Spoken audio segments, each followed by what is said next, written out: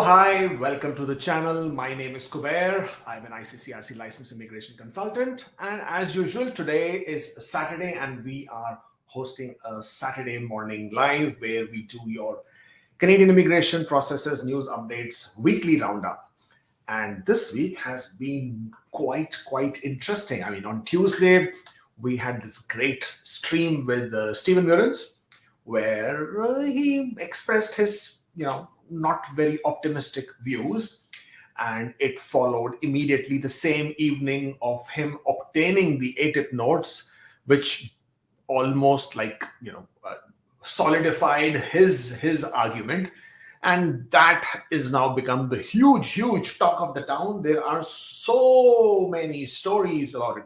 If at all, I mean, I'm warning you, but if at all you manage to go to TikTok, boy, oh boy, oh boy, I mean, there is a total different level of cringe that it takes you on. But it is what it is, right? I mean, different people, different opinions, different thought processes, different things. But as far as I'm concerned, I mean, I will remain forever hopeful. I will try and give you my opinion of whatever things are. Obviously, it's up to you to sort of do your research, take it the way you wish to, and from there on, take your path.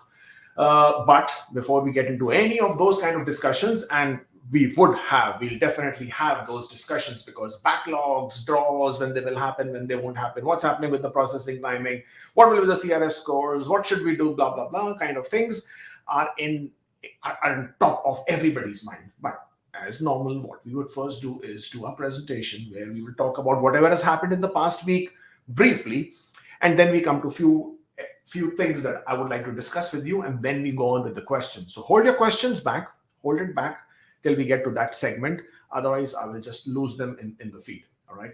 So off we go. Quote of the week for today. Today is the opportunity to build the tomorrow you want, said Kane Poirot. And I mean, it can't get any more real than this. If you want to build your tomorrow, you got to start with whatever the opportunity you have today, make the best of it, and it will certainly lead you to where you wish to be. This is the Canadian Immigration Weekly Roundup. Stay up to date with us and all our different social media channels. We will start with the PNP draw, or rather the different PNP draws. Manitoba. On the 17th of January, Manitoba had conducted its first draw, inviting 443 candidates. Skilled workers in Manitoba, 357 with a minimum score of 459. Skilled worker overseas, you had 53 invitations there with a minimum score of 711. And then the international education stream, for which you do not need a score, but 33 people were invited.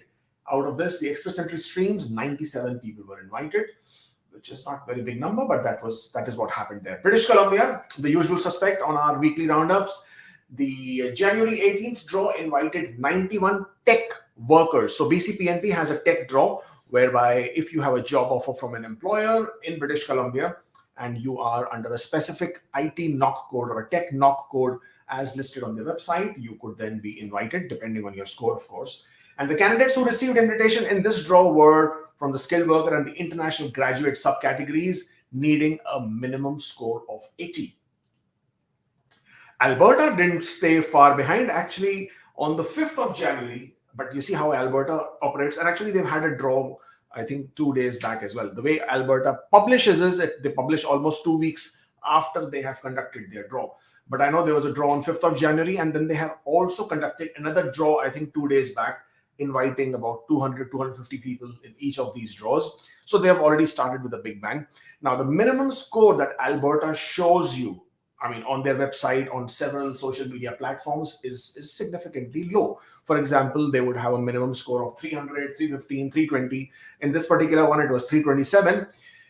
But then people always wonder who got the draw. I mean, who got the invitation, who didn't get the invitation. And that has always been a bone of contention as far as Alberta is concerned, because they never ever publish the knock codes, the occupation codes that they have, invited. And neither do they ever publish the exact criteria based on which they go about inviting this profile. So, for example, you could be knock code 2132. You could get invited and your scores could be, let's say, 410. But then what happened to the people who also had knock code 2132 but scores of 415, 420, 430, 440 or even lower? So, sometimes that sort of creates a bit of a confusion, chaos in people's mind, and a lot of agents also then misuse these facts and basically go out and tell people that you will get an opportunity with Alberta when they may or may not. So Alberta is one of those. It's like a jackpot. It's like a lottery ticket. You may hit it off, you may not hit it off, but if you are ever sitting on the edge with your Express Entry profile, thinking should you, shouldn't you, the suggestion is always going to be definitely get into the pool, go ahead and do it. Don't wait for it. Okay. All right. I'm missing something here. Hold on a bit. Okay, can't find it. All right, off we go. Prince Edward Islands also conducted their first draw on the 20th of January, but they have already announced the whole schedule for the year. So with Prince Edward Islands, you know when they will be conducting their draws. Again, they invited Express Entry and Labor Impact candidates, 121 of those, Business Impact, 11 of those, and 70 from provincial score required was 70. Now, again, same thing with Prince Edward Islands. Their website doesn't say anything as to what their specific criteria is, who they will invite. They do sort of, indicate a bit of a score there, but this score is for the Business Impact, not for the Labor Impact and Express Entry. And there are people out there who keep wondering why didn't they get invited. Well, for Prince Edward Islands, they are the smallest province. Their quota is the smallest in terms of the PNP programs. And they tend to favor only people who are inside the province or who have some connection to the province. So if you have created your profile on Prince Edward Islands, I would not give it too much of hope there, or sort of something for you to be wondering if you will get it or not. 9 out of 10 chances are that you won't get it, because Prince Edward Islands, as I said, very small amount of quota, tends to prefer or tends to sort of give those invitations to people who are inside province, who have some connection to the province. What's happening with Express Entry? Well, Express Entry, again, we will talk about this more in detail, but on 19th of January, they invited 1,036 candidates to apply for permanent residence, and these were PNP specific. So when I'm saying PNP specific, it basically means that these people applied to different provincial nominee programs. They were successful. They got their 600 points, and those 600 points were added to their profile, based on which then they were eligible to get invited under the Express Entry PNP draw, which is PNP specific. So this is the background as far as this is concerned. For people who always wonder how come the score is so low of only 745, if you were to take off 600 from that, that would leave them with only 145. Well, for those of you, I would then encourage you to look up an Express Entry draw, which happened on the 13th of February, where the lowest CRS score was the lowest ever. It was at 75. So 75 can get invited and they can be in the Express Entry pool, then why not 145? So basically, these would be people who are probably inside Canada, probably slightly on the higher side of the age, but have had their Canadian work experience, may have obtained a job offer from an employer in one of those provinces, would probably have some sort of a Canadian education, if at all. And combination of these could definitely give you those points. Their language scores doesn't have to be. For example, if you're a Canadian experience class and you are, you have NOC B as your eligible NOC, you only need CLB 5 there. Okay, so don't be surprised with those scores. It's absolutely possible. In other news, the immigration plans, Canadian immigration will provide a major update. We are expecting that major update to come the second week of February, when it is expected, the 10 days after the Parliament reconvenes, that Sean Fraser would come up and announce the immigration quotas or targets for 2022 to 2025. So, 2022, 2023, 2024, for 3 years, the next 3 years, and that is what is expected. So the fingers across as to what that's going to happen or that's going to look like. They are looking to invite, rather add more people to the targets. Let's see how that goes. From the travel update, for travel update, effective 15th of January, all travelers, all essential, non-essential travelers coming to Canada, you would need to be vaccinated. You would need to be fully vaccinated. Of course, if you're a permanent resident or a Canadian citizen, you will not be denied entry into Canada, even if you're not vaccinated. But everybody else, you should be fully vaccinated. There are some exemptions if you're not vaccinated, but those numbers are very, those categories are very, very small and very, very thin. So if you are looking to come to Canada, then you make sure, and if you are not a permanent resident, you're not a citizen, then you must make sure that you are fully vaccinated if you do not want to sort of face any trouble at the border. Well, that's as far as the presentation goes. Connect with us on the social media platforms: Instagram, Facebook, YouTube, Twitter, etc., etc.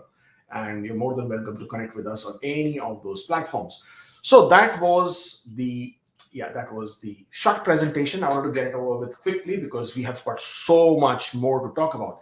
And the first one I want to talk about is the internal memo. Yeah, I mean this IRCC internal memo, and I have been, I think word flooded also doesn't fit it, but there have been so many messages, so many calls, so many comments in different platforms and a lot of them are now saying that this internal memorandum is either leaked or it is fake news or it's a fake document.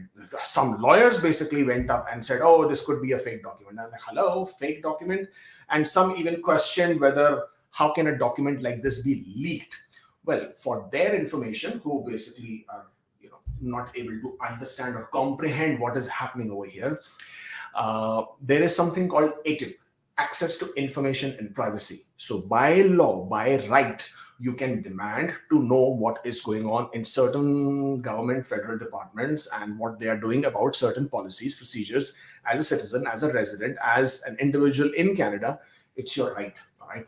So you can ask for this information. This is something similar to what in India you have RTI, right to information. I think that's what it's called, right? Right to information or privacy. So you have this information Privacy Act. So you are legally allowed to ask for it.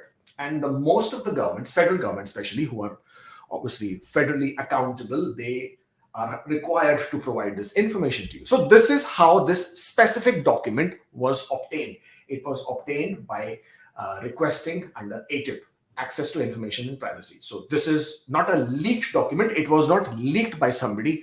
Not that one of the IRCC officers suddenly grew conscience one day, or grew conscience one day and said, oh, I must inform the whole world, this is what's happening. And let me sort of slip it to somebody out there and they can then come to no, it's absolutely not that. Anybody who is in Canada can request for ATIP. And my friend Stephen Murans apparently happens to be one of those individuals who does ATIPs. He does so many ATIPs. If you watch that video that we did on Tuesday, he mentioned at any given point of time, he has 25 to 30 ATIP requests pending for which he's expecting answers. And if you at all go to his Twitter feed, you will see that he always freely shares all the information he receives. So the ATIP requests he receives, he posts up on the Twitter for everybody to see. He is a very, very credible professional lawyer, and he has absolutely no reason to sort of create fake news by any standards. It doesn't make sense. So this is an absolutely a legit and a genuine document received through ATIP. So that basically should remove this question mark whether this is fake or whether this is leaked kind of a document. It's not. It's received. It was obtained through ATIP. Okay, let's see this. We have it here. All right. And when I shared it with you the other day, I also sort of shared with you another. I did another video. I think it was on Wednesday, the day after we spoke to Stephen. After this, of course, this memo was obtained. Now, IRCC routinely has several internal memos on different policy matters. So something which has already been established in policy, you don't need an internal memo. Whenever you need to deviate from it, and you need to deviate from it significantly, you would need authorizations, you would need permissions from the senior brass, in this case, the Deputy Immigration Minister and sometimes Immigration Minister. So this was the memorandum to the Deputy Minister and the Associate Deputy Minister asking for their approval. Then there is a lot of speculation that, hey, this is just a proposal. There is no update on IRCC. Of course, there is no update on IRCC. IRCC never updates anything of this matter. Have you ever seen in the last 2 years IRCC updating anything about backlogs, about changing processing timings, about saying that we will conduct the draws, we will not conduct the draws, or we will conduct only CECs? When did you ever hear IRCC come out with any kind of information? Okay. And again, for people who are suspect about where this document can come from and how did this information come from, all of you were willing to believe the 1.8 million people backlog story. right? Where did that come from? How did anybody get that information? Did IRCC come out and declare to everybody, oh, hello, we have 1.8 million people in backlog? No, it was again information received through ATIP notes. All these details, IRCC has never ever come out and declared in the open. So people who are thinking, well, if IRCC is not showing it on their website, this is not genuine and this is not true. Well, then you need to wake up and smell the coffee. IRCC has never ever declared any of their plans, okay, except for the annual immigration quotas. They don't come out and tell you when we will conduct the draw, when we will not conduct the draw, how many people are in the backlogs, how many people are waiting in this specific stream, how many people still need to be processed. You will never get this information until you do an ATIP, until you get this data through the ATIP, access to information privacy. So if you are willing to believe the 1.8 million backlog story, why do you have a doubt with this being absolutely true? Because this is where you do not want to take, or rather you do not want to sort of gulp down on this news, which is not a good news at this point of time. It has everything which is not good. It has everything which spells doom and gloom. Therefore, you are now trying to, pacify yourself and everybody else by saying that, hey, this has not been implemented. Now, okay, so that was a second debate, that this document is not being implemented. It is only a proposal. So to those people, I would ask you to recheck this document and come right down to the bottom where it tells you, and what does it tell you? Let me just pick this here. If you can see it on your screen, it says E-approved. This was an electronic memorandum, electronic document. And of the last few documents which we have shared that we have obtained, again, most of them you will see they were E-approved, electronically approved by one department or by whoever was the person authorized. So this document or this proposal, whatever was proposed, was definitely approved. As it states again on the document, this is an official document obtained from IRCC. Now, in this, again, there are several other things that I can go on and on and on, because, I mean, trust me, me and some other people, we have been breaking our heads over so many aspects of this, trying to break it down. The only thing that I am glad to note that this does not talk about for a very long, it talks only until the 31st of January 2022. And they're only talking about giving a bit of a breather, giving the bit of a break to the whole process, to the whole program, so that they can start, clearing out majority of their backlogs, so that they can sort of reduce the backlogs, bring the numbers a bit down to a bit of a breathing space where they can then start processing again. So this proposal or this memorandum basically talked about until 31st of January, or pausing until 31st of January. Though it did mention in one position, in one particular, and I'm trying to look for that, is, yes, and it was this one. Let me first get rid of this. Delete this, yeah. This particular paragraph is again another important one. Hold on. 76,000 people have been, or rather will be, in the inventory at the start of 2022, which is significantly higher. And therefore, no new FHS intake is required for the first half of 2022. I think this freaked out so many people. Not only people, it freaked out a lot of consultants, agents, lawyers, because they all realize that once this news is out with people will want to either come and take a refund on their services, or they might want to not sign up for the services. So they have now gone and no, this is all rubbish. This is not happening. Hello, it is absolutely, the document is true. Yes, there is going to be a bit of a pause. Yes, there has to be a bit of a rethink, because all this while, a lot of people who are in the backlogs have been screaming that hold the draws, so clear the backlogs. So there is always going to be a group of people who would want the draws to continue, and there'll be a group of people who would want the draws to be held back or stopped or put a pause on, so that this mess, which has been created by IRCC themselves, and again through another ATIP, they did accept that this whole backlog situation would be created, because they have added so many new programs like TR to PR pathway, almost 87,000 people accepted under that, applications under that, and then 40,000 Afghan refugees. I mean, you have to make place for these people in the whole system, where you have announced a quota of only 411,000 people. Where is the place to now accommodate 87,000 people who you have now accommodated? Or not 87,000 people, actually it's going to be more than that. It's 87,000 applications. So 87,000 applications, by law of averages that we work out, that one application could be multiple people. you are looking at nearly 110, 120,000 people from the TR to PR pathway. At the same time, about 40,000 Afghan refugees. So this is almost 160, 170,000 people that would need to now be accommodated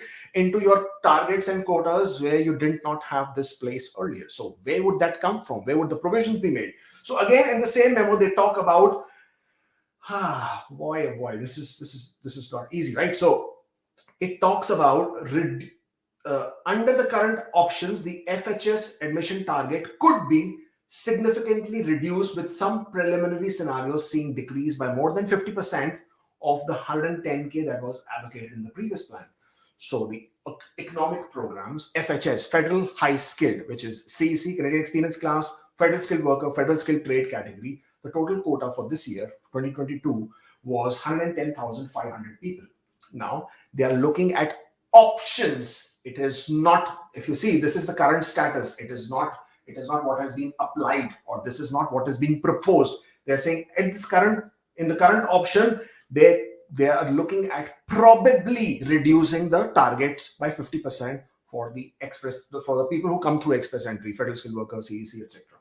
Again, this is something which is not applied. Now, why?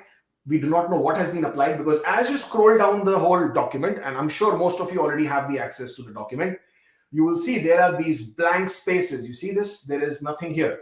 You see this recommendation? There is nothing here. And you see this next step, which is nothing here. Why there is nothing here? Because under section 21(1)(a), they can actually withhold some of the information which they think may not be adequate to be advised. So they have redacted this information. So because they have redacted the information, they will never ever give away everything. I mean, so they have given you a bit of a brief outline. They've given you a background. They've given you an introduction, an understanding of what it is all about and what they are looking to do. But they will not, in any memo, in any ATIP that you can ever get your hands on, you will always realize that they would redact, or they would remove or remove the information which is basically talking about their plans, the steps they're going to take. Because if that information goes out, then there could be repercussions in terms of people taking corrective actions, which is going to be contradicting their plans, because they've made those plans based on certain data, based on certain factors. And that is the reason why they will never ever make that information available. That will always be redacted. So this is what has happened over here. But this document was definitely approved. So this is something which most of you should be aware about. So that was the internal memo, and all that cringy videos that have been making the rounds on TikTok saying that this is lie, this is a leak, this is not happening, it is only a proposal, and all that. So most of you now already know that. So what is the situation now? What are we going to do about it? Okay, because now we know all the problems, right? So everything is a problem. The draws are not going to happen, or may happen whenever they happen. The number of people are going to be reduced. So what's the story like? So the whole thing is about the fact that if they conduct draws between the first half of the year, they do not want to sort of add to the backlogs, because the backlogs currently are already humongous. Most of you already are aware. 1.8 million people in the backlog. Out of 1.8 million, 800,000 are basically your TRBs. Then you have about 400,000 as citizenship application, and then about 500,000 people who are stuck in permanent residence. And out of those 500,000, you have different categories. And let me just see if I can find that here. I think I should be able to. Just give me one moment. Yeah, I think I can. All right, I'll give you the numbers there. Let me see. I can find those numbers. Yes, there it is. So in the inventory, as of December 15th, you have 234,770 economic people, people who are under the economic category. So you have your PNPs, your pilots, your paper provincial nominee applications, people who submitted paper applications through PNP programs, express entry, TR to PRs, all those. Now, when I'm saying TR to PRs, it is not the 87,000 applications, mind you, because it will be only those applications from TR to PR and this for who AOR has been issued, a file number has been issued. If the file number has not been issued, then those are not even included in this particular number. So you have 234,770 people waiting in the pool, or rather in the pool of the backlog. And the intake target for this year, 2022, is only 241,500. So, I mean, it's not rocket science. They can get the whole full year's target right from this number itself. So what are they going to do? Are they going to be conducting any draws? They're not going to be conducting any draws. What does this actually mean? So this is what it means. They want to hold the intake for the first few months so that they have a bit of a breathing space. They can get these backlogs in some sense of normalcy, so that moving forward, one of the mandate requirements. So they got an immigration minister received a mandate letter. Again, I'm sure most of you already know. If not, then I mean, obviously you're not following this channel, because mandate letter we discussed in detail. So mandate letter, go and watch that video if you haven't seen it. In that, one of the priorities that the Prime Minister Trudeau assigned to Immigration Minister Sean Fraser was to reduce the backlogs that are there, or rather to get the application processing times back to pre-pandemic levels. Pre-pandemic levels, application processing time was only 6 months. As of right now, they are saying it may go up to 36 months. Now, when I'm saying they go up 36 months, what does that mean? Current application processing times, which are stuck in the process, in the queue, are about 20.4 months for FSW applications, federal skilled worker applications. Okay.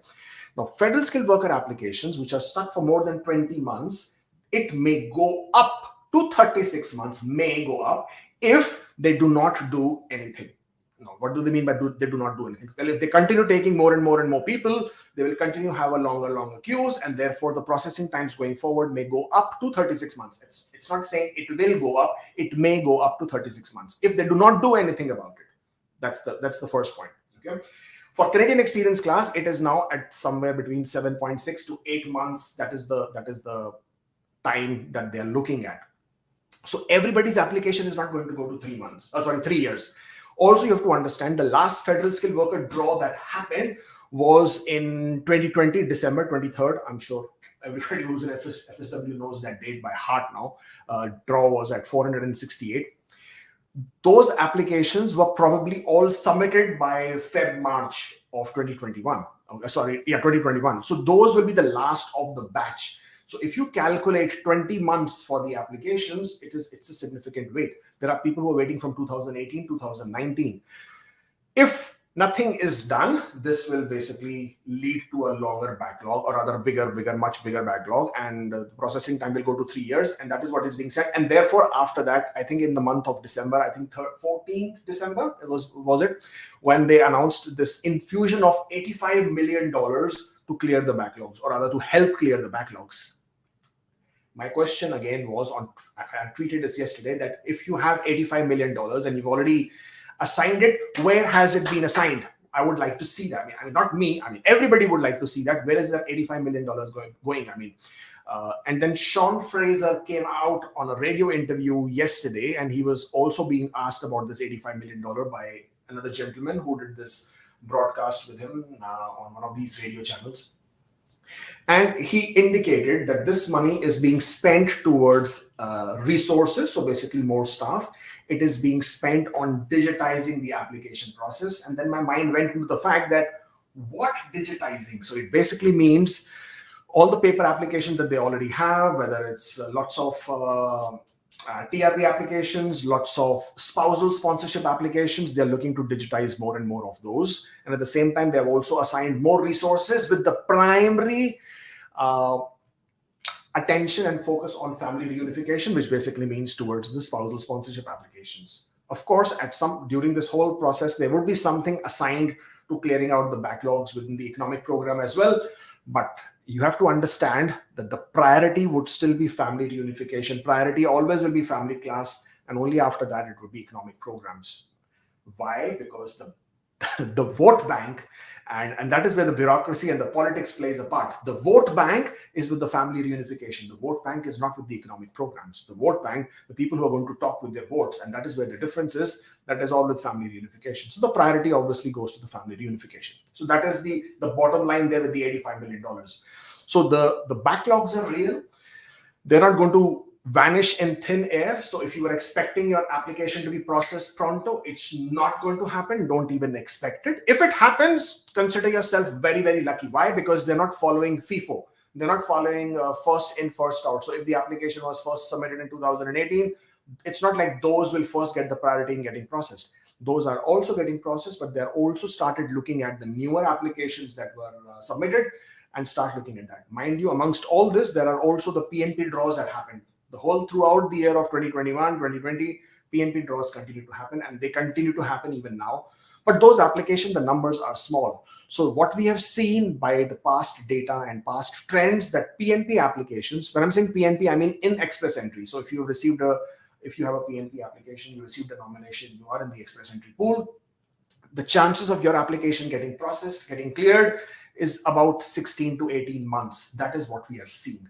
Could be earlier if you're lucky, but that is on an average what you would expect if nothing drastic has been done with the backlogs. So to summarize this whole thing, what are they looking at? They're looking to put a pause on the draws for some time. I don't think it's going to be 6 months, and I will tell you why it won't be for 6 months. I think it may be for a few months. January definitely is now gone. We know for a fact it's not happening. Feb, March is something where I'm a bit more speculative about, as in should it not. And again, the reason for that is because of the backlogs. They absolutely want to put a hold. They have done it since 14th of September when the last CEC draw happened. So they technically and practically have put a hold. But what that allowed them to do was to achieve their target for the year 2021. So 401,000 target was achieved. So they were very, very overjoyed, excited about it.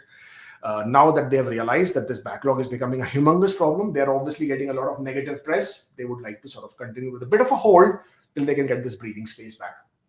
Now, what is my speculation, my opinion in terms of a draw? Canadian experience class is a big problem. Okay. I know a lot of FSWs do not want to hear that. I know that there is this fair, unfair kind of a debate which is always there. And I'm not going to get into that now. Again, talked about it before.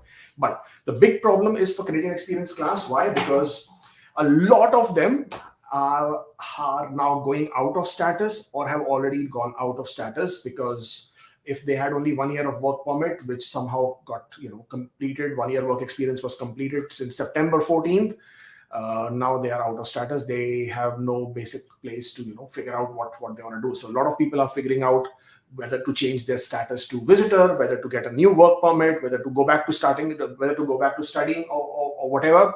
Well, those people obviously have a bigger issue. I'm absolutely sure, amongst all that redacted areas that we saw on that memo, which we couldn't see, obviously, there is something to do. There is some plan there for Canadian experience class. There could be a public policy which would come, which would extend the work permits again. So there is that possibility. Two, I would expect to see a faster resumption of a Canadian experience class draw. So federal skilled worker, not in the near future, but Canadian experience class, I definitely expect, because of so much of pressure. Again, this is also directly being impacted by the vote bank. And how is it by the vote bank? Because a lot of these Canadian experience class are working for employers, citizens, and the Canadian businesses, who are then putting the pressure through their member of parliaments, through to the government, and think what the hell is going on, right? Get these guys some status. If they do not have the status, they will leave the country. If they leave the country, their businesses are going to suffer. Already there is plenty of labor shortages.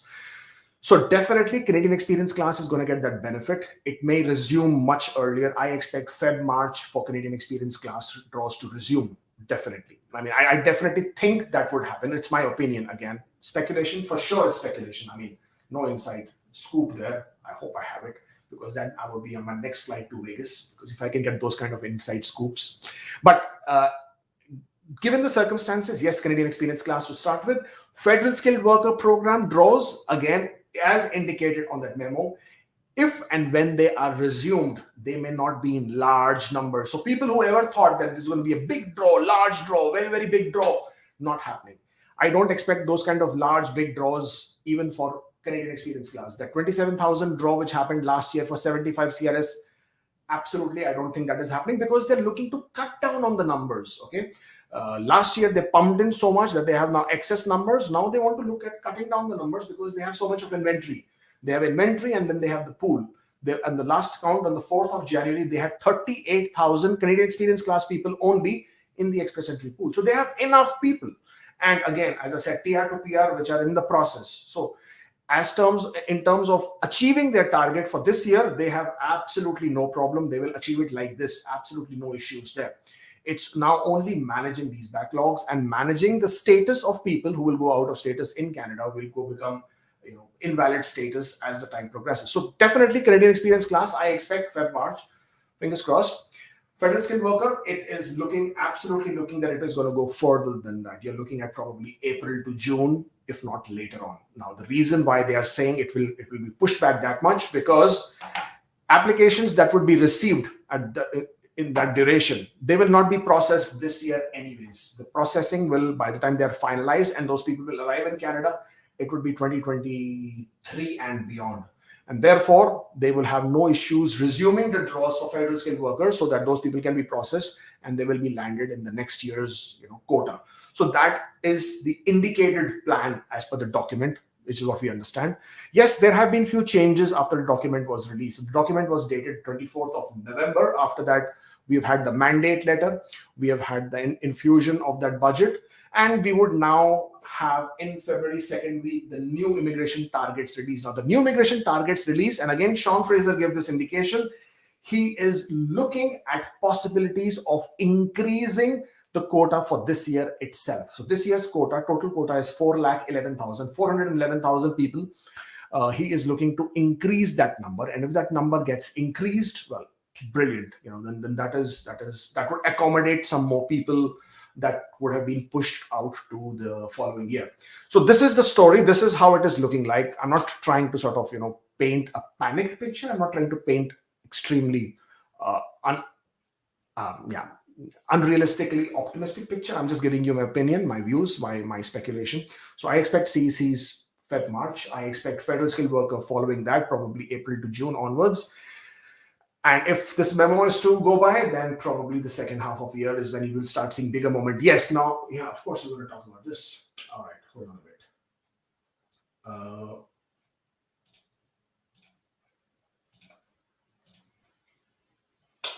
I'm going to share with you the express entry rounds. Okay, so express entry rounds, this was the pool breakdown on the January 17th. So this is what I'm referring to. The memo also talks about the fact, two other things, and this is again, which is something which you people should be. Don't panic, don't freak out. Start thinking. When the going gets tough, the tough gets going. Right? That's the age-old saying. So you may as well now start realizing what the whole situation is looking like. If it's bad, it's bad. After taking few deep breaths, you will now try to re-strategize, trying to figure out what is the best opportunity for you. Now, first, let's look at this one. This is the CRS score distribution as of 17th of January. Okay. Now, this number 899, which is 601 and above, is obviously all PNP applications. So we can skip that out. These will get their invitations at some point of time or the other. Anyways, so there's nothing much there.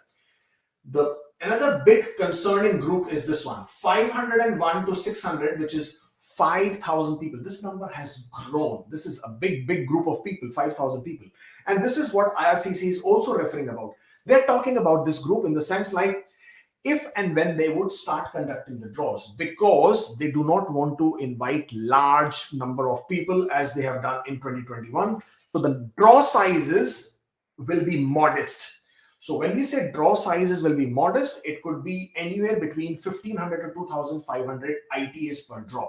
Okay, my expectation based on, again, the numbers. If you're going to reduce the intake quota from 110,000 people by 50% to only 55,000 people, that doesn't give you room for too many ITAs. And amongst that also, if you're going to switch between CECs and FSWs, etc., then that gives you even a lower number. Okay, so 501 to 600, you have 5,100 people in the pool. Now, if you will have small number of draws, 1,500, 2,000 people per draw, obviously it will take 2 or 3 draws to clear this number out, the 5,000 number out.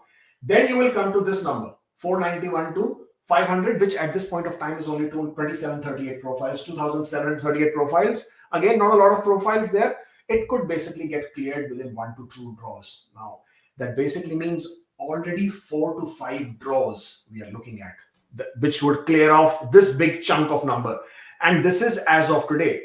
Okay, the number never stays constant. You will always have newer people improving their scores, completing their education in Canada, completing their work experience in Canada, again, entering this segment of the pool. They could be getting their job offers, they could be upgrading their French spoken skills, They could be adding French to the, the whole scores. So this number will keep going up. It's not going to sort of go down as such. Then comes the next group, and which is 481 to 490, which is a 6,192. So my expectation is at this point of time, 480 plus probably have a chance at getting an ITA this year. 480 and below are going to be something which we will have to look at as to how that progresses going forward. Again, a large part of it depends, a lot of it depends on the number of ITAs they will issue. Again, it's speculation. I do not know. We will only have to wait and watch as and when the draws start, how many ITAs, because if they do not sort of increase, or rather they do not issue a lot of ITAs, this number is going to grow more and more and more, and it will take that much more time for this pool to clear out and to come to this bracket, which is now the most crucial one, 14,828, which is between 471 and 480. It is looking that much more distant, that much more difficult. So everybody who's out there with the scores of even 480 and below, or even 490 and below, re-strategize, start thinking what are the options. Yes, you have some time at hand to figure it out. You will be able to wait and watch and then plan and re-strategize, but you should already start thinking. You should already start figuring out what are the small pieces you can put together so that this happens. If it means adding French to your language skills, well, then do so. If it means retaking an IELTS and bumping it up by those 1 factor points or 2 factor points and getting those 3 and 6 points extra, do so. But you have to start thinking of how you can strategize. So this is another thing I wanted to talk to you now. One more last factor. I'm sorry, I know this is getting a bit drag, but I want to cut it out. The last factor that the memorandum spoke about is that the profiles are a bit homogeneous. Okay, and the profile, what it indicated is that the profile, and I will read it out for you. And it said, in the scenarios, the CRS score would likely remain high for approximately 6 months. So they expect that the scores are going to remain high for 6 months, and that is exactly what I'm telling you. So even if they were going to do these draws, because they're going to keep the draw size modest. So modest is a very, very subjective number. It could be 1,000 people, it could be 1,500, it could be 2,000 invitations, and that would keep the scores very, very high.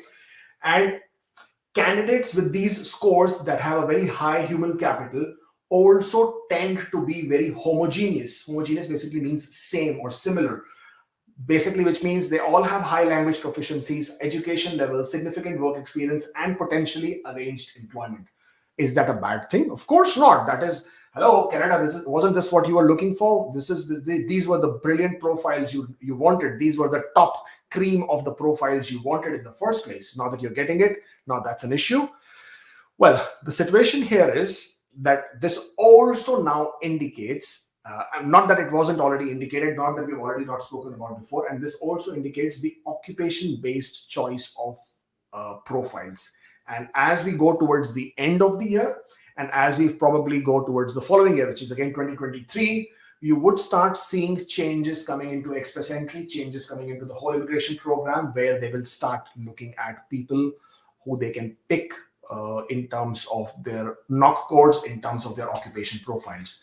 That is something which is, again, right now the indication is very, very subtle. It's not being, but I'm sure as we will do more ATIP, I'm sure a lot of you will do ATIPs now. And I'm sure Stephen, as he does more ATIPs, we will get a better picture, better indication, insight into what is happening. I wish IRCC was coming out and giving some of this information themselves. It would put to rest so much of speculation, so much of negativity that has been spread out. But IRCC is not going to do that. So we'll keep getting more and more of these ATIPs, and we'll get more and more of this information, and then be in a better position to sort of have a much more bullseye kind of speculations rather than just a vague ones shot in the dark. But this is my take on what is happening, what is going on, and how you should perceive it. Let me sort of remove this.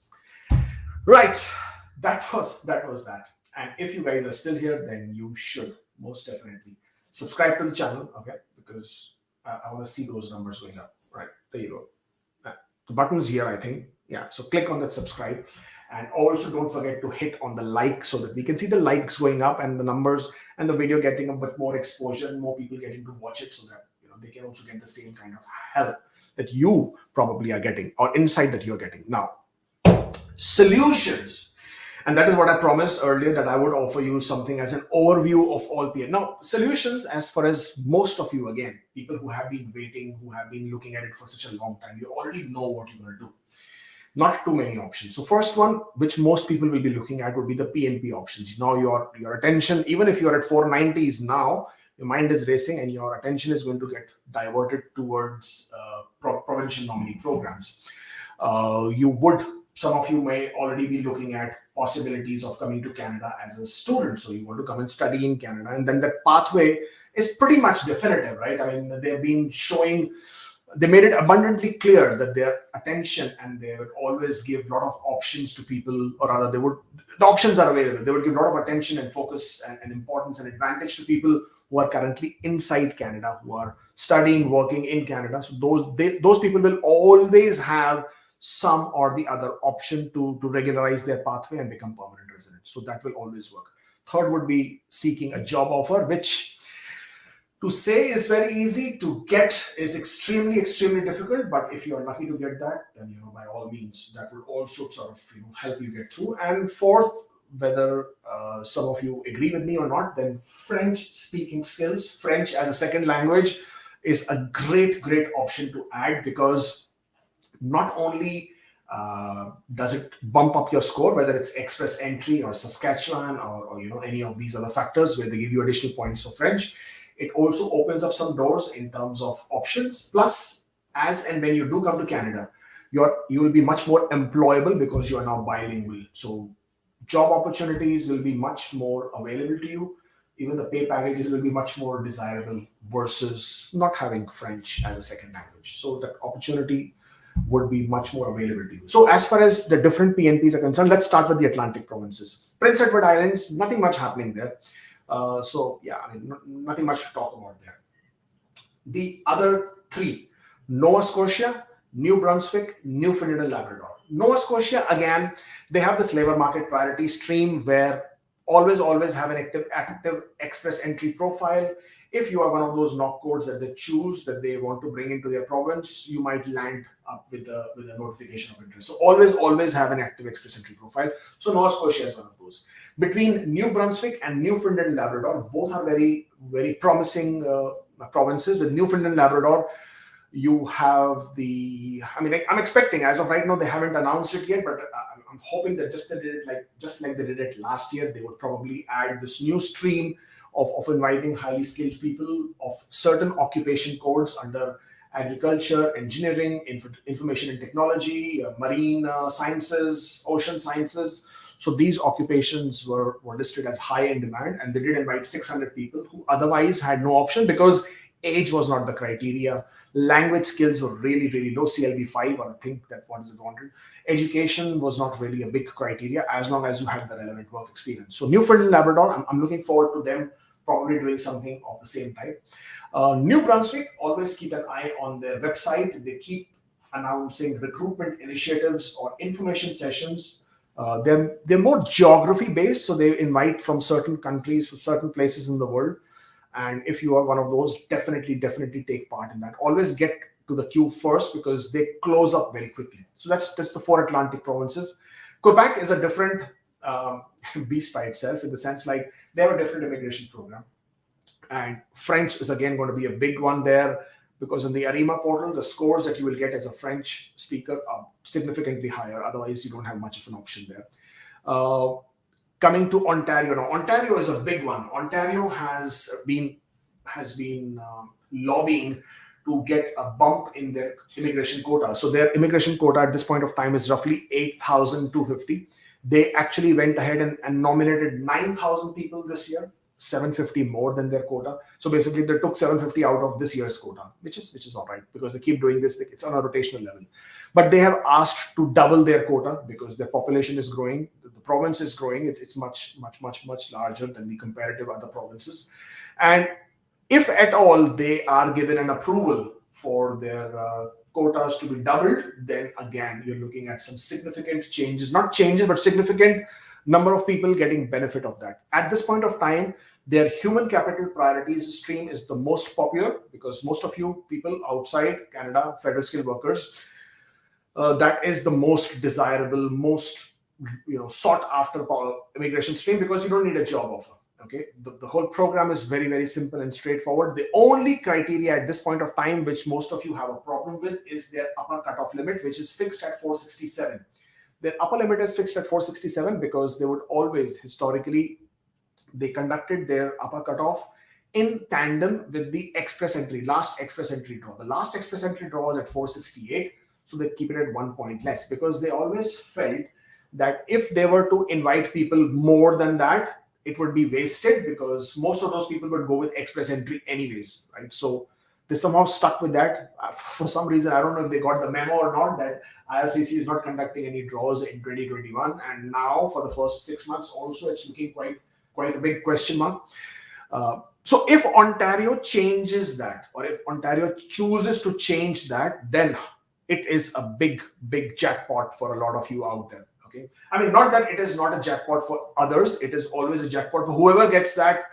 As a notification of interest, because otherwise, people who are sitting at 467 and below, who are now getting the advantage of this, they otherwise have unlikely chance based on these trends in express entry. It's just not happening for them. Okay, somehow Ontario has become that savior for them. So if you are in the bracket of 467 and below, tech draws, general draws, then you have to make sure your profile is active, and then you can expect that. They invite anywhere between 3,000 to 3,500 people each year. They send out that many notifications of interest. And there is also the French speaker stream, which is also part of this particular human capital priority stream. So there you go. That is another stream where your knock is not important. All it is important is, again, the CRS range and you having French as your spoken language there. So that also opens you up. As we move this way, then you have Manitoba. Manitoba is, again, not going to work for most of you because you need a connection to the province. Then comes Saskatchewan. Saskatchewan, of course, again, another of those provinces which is really, really sought after, because they have these two programs, OID, Occupation in Demand, and Express Entry. Both are very, very popular. You don't need a job offer. But yes, as we have been seeing in the past, a lot of people are managing to get the job offers, or they have relatives who are now giving them those additional points. But more than that, there are also people who have French as their second language, and they can get those 10 additional points. So I expect Saskatchewan to continue with the brilliant run as they have been doing. And again, large number of people do get invited. So it is always very promising there. They also did start this new hard to find skills pilot, whereby a lot of knock codes, which otherwise had no option, no pathway. These are your knock Cs and knock Ds. If they were if they were able to find a job offer with an employer in Saskatchewan, again, that's a great option for them to sort of get through. This is also partly people who are in Canada. If you're a CEC, or if you're not CEC, but you're in Canada, you have the work experience, not the ones which is eligible in Express Entry. Again, Saskatchewan, hard to find skills pilot is something which you can look at. Again, as I go forward towards the west, you then have your Alberta. And with Alberta, the situation is that it's a lottery. It's luck by chance. Your profile is active. Your profile is valid. If you get lucky, your knock code is one that they are seeking out, then you will land up with a notification of interest, and you're good to go. So that's Alberta for you. They have obviously introduced a new program called Accelerated Tech Pathway. If you are one of those, I think they have like at least 25 to 30 different NOC codes. They're not only IT 2171, 2172, 73, 7475, but several others. They have engineering knock codes, they have advertising knock codes, they have HR knock codes. They have some good knock codes there. Take a look at it. Now, if you are able to get a job offer from an employer in Alberta, this could work for you. Again, not very, and the Albertan employer doesn't have to do much. If they are willing to give you the job offer, they're willing to support your application, you may be able to get. You'll have to just fill up a form, and if your form is filled up and Alberta is happy with the information there, they've validated and verified your job offer, they can send you a notification of interest, and by that, again, you will be able to apply for your nomination in PR. Moving further west, you have British Columbia. British Columbia, great province. Again, they have always stuck to they do a draw every week. right? And they've been pretty consistent. You have a job offer from an employer, the chances are you will definitely, be able to secure some support from them. You will be able to secure nomination. The scores are now quite low at this point of time. So as long as you have a job offer, you're able to create your expression of interest, you will find nomination to be quite easy. A bit up north, you have Yukon. That's a difficult one. You need a job offer straight away. Again, Northwest Territories, further up north, job offer. None of it is not going to sort of, they don't have an immigration program. So these are basically the 12 different provinces that I spoke about, their immigration programs and what you can look at possibilities. So Saskatchewan, Ontario, Alberta, Nova Scotia, these will obviously be the most sought after, most looked out for because they give you that option. Study permits, if you think you want to spend that kind of money, if you have that bandwidth, then yes, it's if you get that approval, it definitely is going to work in your favor. And that would basically be most of the options. Re-strategize, think what you can do, what you can't do, and yeah, that would be your way to go about it. Otherwise, next year, that's what we're looking at and seeing how it will eventually, pan out for you. So yeah, if you are not following us on Instagram, then please do. That's always a great place to find some updates and information as they happen. That hit the subscribe button, subscribe to the channel. It's always great to see more people joining in and being part of this journey. So we really appreciate that. Thank you very much. That's all from me today. Thank you very much. It was wonderful having you as an audience. Thank you. Take care, and I'll see you next time.